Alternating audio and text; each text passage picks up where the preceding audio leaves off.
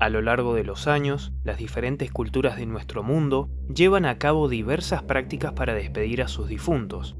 desde entierros convencionales como los que la mayor parte del mundo ejerce en la actualidad, hasta prácticas funerarias un tanto perturbadoras como lo son los entierros celestiales practicados en el Tíbet. Pero, ¿de qué se trata un entierro celestial?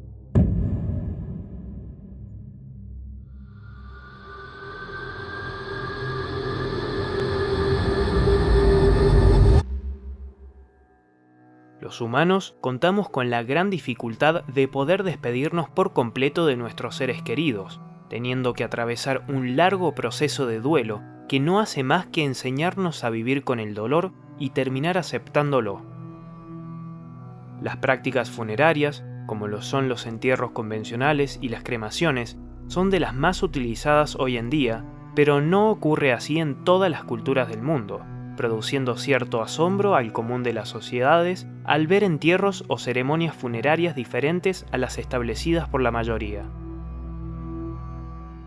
Precisamente, en la región montañosa del Tíbet, perteneciente a China y ubicada al noroeste del Himalaya, se lleva a cabo una de las prácticas funerarias más extrañas, perturbadoras y poco conocidas, en las que los difuntos son despedidos a través de algo llamado entierro en el cielo o entierro celestial, llevado a cabo ya hace más de 5.000 años.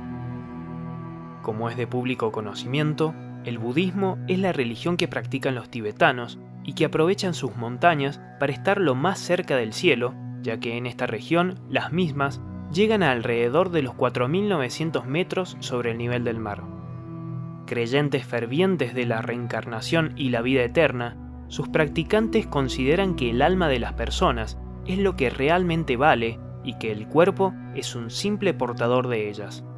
Es por ello, y por la demografía del lugar, en la que abunda la piedra y escasea la tierra blanda, que a las personas fallecidas se les practica este tipo de funeral. Según la tradición budista, cuando las personas mueren, sus familiares o amigos cercanos deben cargarlos en sus espaldas, envueltos en sacos de tela blanca, y llevarlos hasta el monasterio en el que se realiza el paso previo al entierro.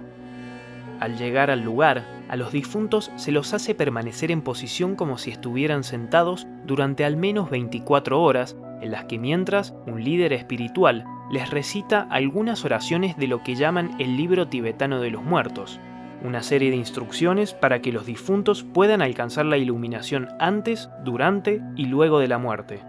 Según el libro, el espíritu tardaría 49 días en recorrer el camino hasta su próxima reencarnación. Luego de 2 días, las familias realizan ofrendas en el monasterio y el cuerpo queda bendecido, el cual termina siendo envuelto en una tela blanca y para facilitar el transporte del difunto hasta el lugar del entierro final, a este se le rompe la columna vertebral en 2 partes y es doblado e introducido en un saco. Mientras tanto, los familiares acompañan el trayecto con cantos y plegarias a modo de despedida. Sin embargo, estos no pueden estar presentes durante el entierro final.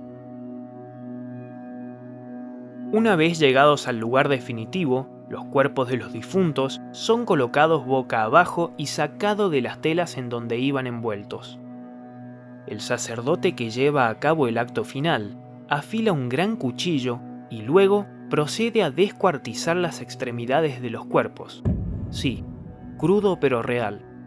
Luego, una vez diseccionados los miembros, procede a realizar largos cortes en la carne, dejando expuestos los órganos y los músculos para que los buitres puedan comérselos con mayor facilidad, como si de un animal muerto se tratara.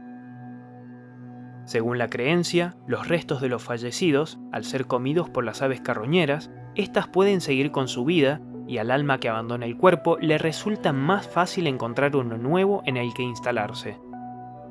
Cuando los buitres ya no dejan rastros de carne, el esqueleto queda totalmente expuesto, y ahí es cuando el monje procede con un martillo a romper y triturar todos los huesos del difunto en partes más pequeñas, las cuales, más tarde, combinan con algo llamado tsampa, una mezcla a base de harina de cebada con té y mantequilla de yak. Esta preparación se les sirve de alimento a otras aves de menor tamaño una vez que los buitres ya se hayan marchado.